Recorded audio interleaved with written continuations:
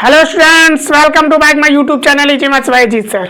बच्चों, last video में हमने बात किया था चैप्टर 3 के pair of linear equation in two variable के कॉन्सेप्ट। आपका जो हमने बात किया था ग्राफिकली मेथड से, किसी आपका जो टू वेरिएबल का जो इक्वेशन होगा उसको सॉल्यूशन करने के लिए, इसको सॉल्व करने के लिए हमने इसको जान लिया था कि इसको सॉल्व करने के दो तरीके होते हैं। एक क्या होता है ग्राफिकली मेथड, दूसरा होता है अलजेब्रिक मेथड। तो कल हमने जो है या लास्ट वीडियो में हमने जो है ये जान लिया था कि ग्राफिकली मेथड से कैसे सॉल्यूशन फाइंड करेंगे, और आज हम जानते हैं कि अलजेब्रिक मेथड से कैसे हम सॉल्यूशन फाइंड करते हैं। तो बच्चों, अगर आपने जो है चैनल को सब्सक्राइब नहीं किया तो चैनल को सब्सक्राइब कर लीजिए, बेल आइकन को प्रेस कर लीजिए, क्योंकि डेली आपको जो है शाम को 7 बजे आपको एक वीडियो मिलती है।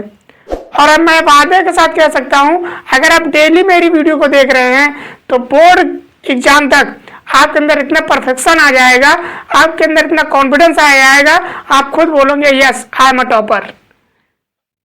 आप मैथ में बेहतरीन नंबर ला सकते हो, एक ऐसे नंबर जिसको देखने के बाद लोग कहेंगे वाओ। आप लोगों का ज्यादा समय न लेते हुए आज हम सॉल्व करेंगे chapter number 3 pair of linear equation in two variable के सेकंड मेथड को समझते हैं कि अलजेब्रिक मेथड से कैसे सॉल्व करते हैं। तो आइए चलते हैं बोर्ड पे।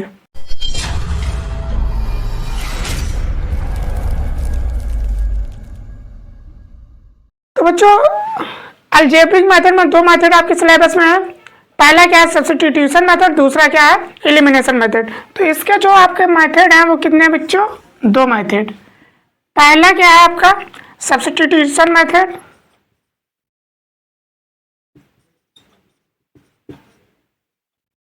सेकंड आपका क्या है? सेकंड आपका है एलिमिनेशन मेथड। ये आपके दो मेथड है। कहने का मतलब क्या है, अलजेब्रिक मेथड से सॉल्व करने के, आपको सॉल्यूशन फाइंड करने के किसी टू वेरिएबल्स के linear equation in two variable के अलजेब्रिक मेथड से अगर हम उसका सॉल्यूशन फाइंड करते हैं तो आपके दो मेथड है। एक क्या है सब्स्टिट्यूशन मेथड, सेकंड क्या है एलिमिनेशन मेथड। तो इन मेथड में हम समझते हैं, इन्हीं मेथड के द्वारा हमें क्या करना है, सॉल्व करना है अलजेब्रिक मेथड से। तो सबसे पहले हम समझते हैं कि अलजेब्रिक सब्स्टिट्यूशन मेथड है क्या। इससे इसके अकॉर्डिंग हम जो है किसी क्वेश्चन को सॉल्व करते हैं। और सब्स्टिट्यूशन मेथड और एलिमिनेशन मेथड से पहले हम एक चीज समझ लेते हैं कि इसमें कितने सॉल्यूशन होंगे। जैसे हमने ग्राफिकली में बात किया था, अगर आपकी लाइन पैरेलल है तो नो सॉल्यूशन, अगर लाइन इंटरसेक्ट कर रहे हैं तो कितने सॉल्यूशन होंगे? 1। और अगर जो है कोइंसिडेंट लाइन है तब कितने सॉल्यूशन होंगे? मेनी सॉल्यूशन होंगे।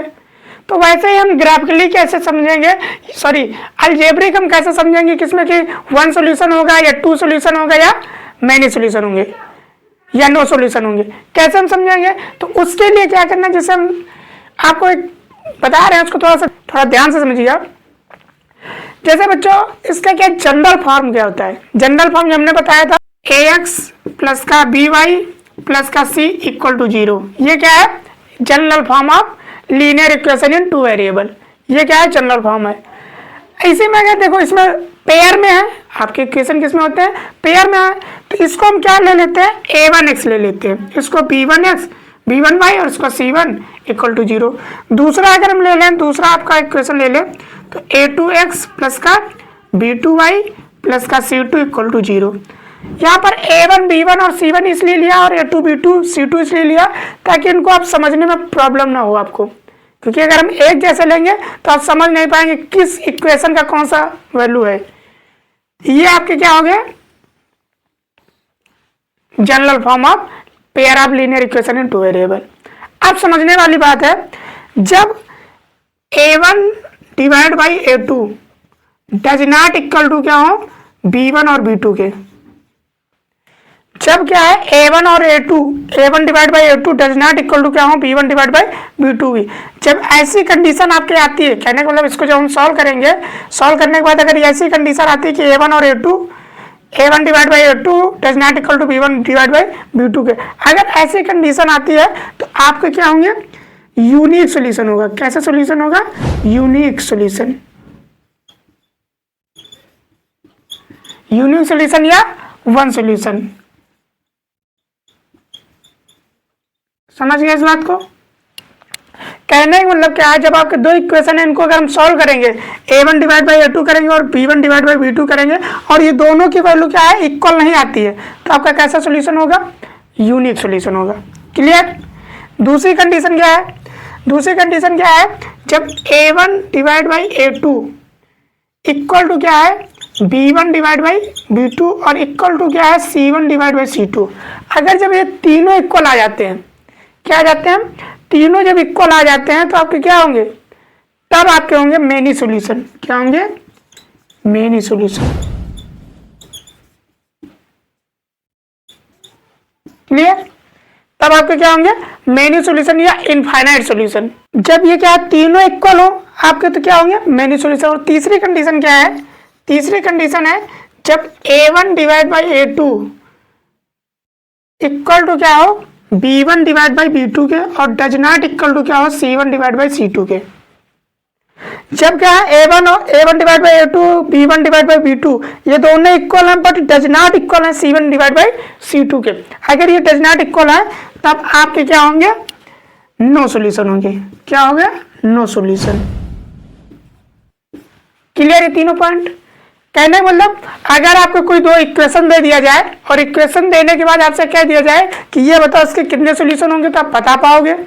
आई होप सारे लोग बता पाओगे। अगर आपको ये थ्री कंडीशंस आपको लर्न है तो आप बिना क्वेश्चन को सॉल्व किए आप ये बता पाओगे इसके कितने सॉल्यूशन है। और इस टाइप पे क्वेश्चन आपसे एग्जाम में पूछा जाता है। आपको इक्वेशन दे देगा, बोलेगा जो है ये बताओ इसमें कितने सॉल्यूशन होंगे, या आपको ये बता देगा कि आपका कोई इक्वेशन दे देगा, आपसे बता देगा कि इसका जो है यूनिक सॉल्यूशन है। अच्छा, यूनिक सॉल्यूशन है तो इसमें किसी की वैल्यू आपसे पूछ लेगा, तो आपको क्या करना है, अगर यूनिक सॉल्यूशन ये वाली कंडीशन को फॉलो कर देना, आपको जो है कोई वैल्यू फाइंड कर लेनी है। जैसे ये आपको इक्वेशन दे देगा, यहाँ पर कुछ भी इक्वेशन दे देगा, इक्वेशन में यहाँ पर a दे देगा और बाकी सारे न्यूमेरिकल वैल्यू दे देंगे। तो यहाँ पर a दे देगा तो आपसे a की वैल्यू पूछ लेगा और बोल देगा कि क्वेश्चन क्या है, यूनिक सॉल्यूशन है। तो जब यूनिक सॉल्यूशन बोल देगा तो आपको ये कंडीशन को फॉलो करना है। इसमें a1 divide by a2 does not equal to b1 divide by b2 ये कर देना, तो आपको जो है सॉल्व कर लेना है। तो ये थे इनको समझने का इनके कितने सॉल्यूशन होते हैं। तो अब हम समझते हैं कि ग्राफ सब्स्टिट्यूशन मेथड से किसी भी pair of linear equation in two variable को कैसे सॉल्व करते हैं।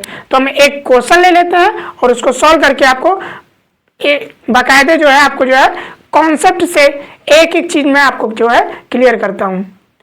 तो अभी भी अगर आपने चैनल को सब्सक्राइब नहीं किया तो चैनल को सब्सक्राइब कर लीजिए, लाइक करें और कमेंट करें। तो आइए चलते हैं सब्स्टिट्यूशन मेथड को समझते हैं। ये है आपका क्वेश्चन ये अगर आप find the solution of x + 2y = 5 and 3x - 4y = -7 by substitution method.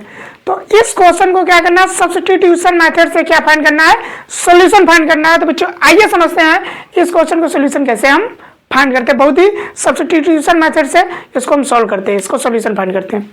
तो सबसे पहले क्या करना है, इसका जो इक्वेशन गिवन है, इक्वेशन को हम राइट कर लेते हैं x + 2y = -5। पहला ये है, सॉरी इक्वल टू 5। दूसरा इक्वेशन क्या है, 3x - 4y = -7। अब ध्यान से देखो, अगर ये इक्वल टू 5 है तो इस साइड लाएंगे तो माइनस का हो जाएगा और इक्वल टू क्या हो जाएगा, 0। और ये अगर माइनस का इस साइड लाएंगे तो किस में हो जाएगा, प्लस का हो जाएगा और इक्वल टू क्या हो जाएगा, 0। यहाँ तक बात समझ में आई। अब क्या करना है बच्चों, सब्स्टिट्यूशन मेथड में क्या होता है कि किसी एक की वैल्यू निकाल के, कहने मतलब x की वैल्यू निकाल के दूसरे इक्वेशन में क्या कर देनी है, पुट कर देनी है। इसको हम लेट कर लेते हैं, ये फर्स्ट इक्वेशन है और ये क्या है, सेकंड इक्वेशन। अब लिखेंगे हम by first equation, by equation first. अब इक्वेशन फर्स्ट में क्या करेंगे, जैसे इक्वेशन फर्स्ट आपका क्या है, x + 2y - 5 = 0। ये तो -5 = 0। तो अब क्या करेंगे बच्चों, इसको सॉल्व करेंगे तो x की वैल्यू हम क्या करेंगे, यहाँ से निकालेंगे। तो x = कितना हो जाएगा, ये -5 उधर जाएगा, प्लस का 5 और ये माइनस का 2y। इसको हम मान लेते हैं इक्वेशन नंबर थर्ड। क्या मान लेते हैं, ये आपका हो गया इक्वेशन थर्ड। क्लियर? अब क्या करना है बच्चों, जो इक्वेशन ये यहाँ पर ये जो x की वैल्यू हमने फाइंड किया, इसको क्या करते हैं हम सेकेंड इक्वेशन में पुट कर देते हैं। किस इक्वेशन में, सेकेंड इक्वेशन। तो यहाँ पर हम लिखेंगे putting the value of x in equation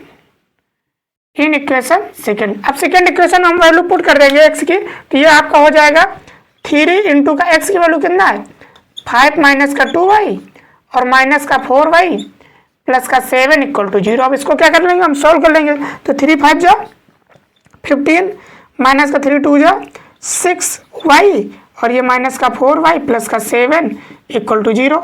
इसको जो हम सॉल्व करेंगे तो ये हो जाएगा 15 माइनस का 10y और प्लस का 7 इक्वल टू 0। तो यहाँ से हो जाएगा माइनस का 10y और ये प्लस का कितना हो जाएगा 22 इक्वल टू 0।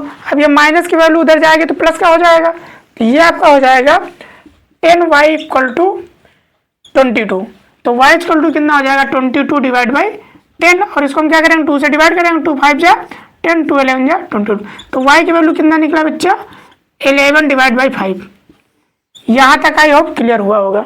अब क्या करना है, ये जो y की वैल्यू पुट निकली है आपको क्या करना है, इस y की वैल्यू क्या करना है इक्वेशन थर्ड में पुट कर देना। क्या करना है, ये y की वैल्यू कहाँ पर, अगर इस इक्वेशन में पुट कर देंगे तो हमें x की वैल्यू पता चल जाएगी। देखो कैसे, तो इसको लिखेंगे हम putting the value of y in equation third. अब क्या करना, y की वैल्यू थर्ड इक्वेशन में पुट कर देना है। थर्ड इक्वेशन क्या है आपका ये, तो यहाँ पर हम लिखेंगे x equal to 5 minus 2, y की वैल्यू कितना है 11 डिवाइड बाई 5। इसको सॉल्व कर लेंगे तो हो जाएगा x इक्वल टू 5 माइनस का 22 डिवाइड बाई 5।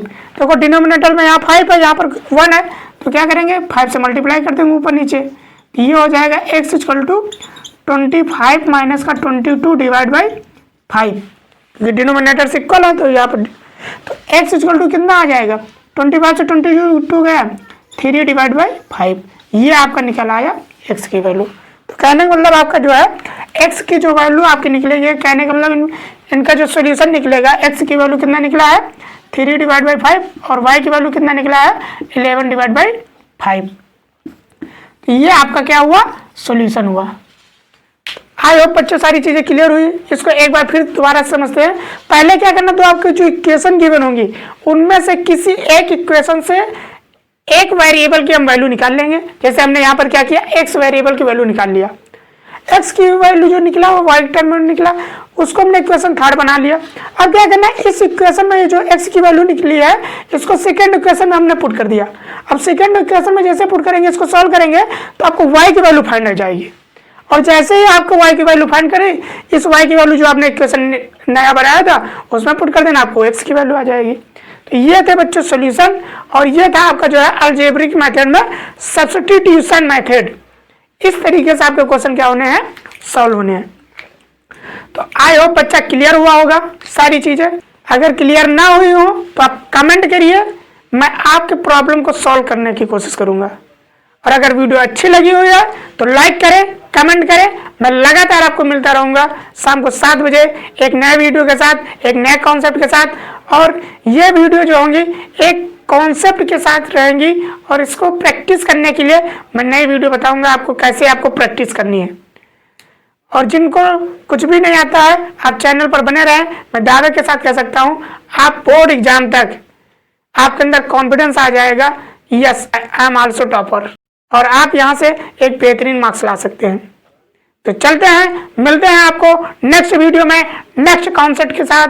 तब तक के लिए bye bye, thank you, wish you all the best and go topper.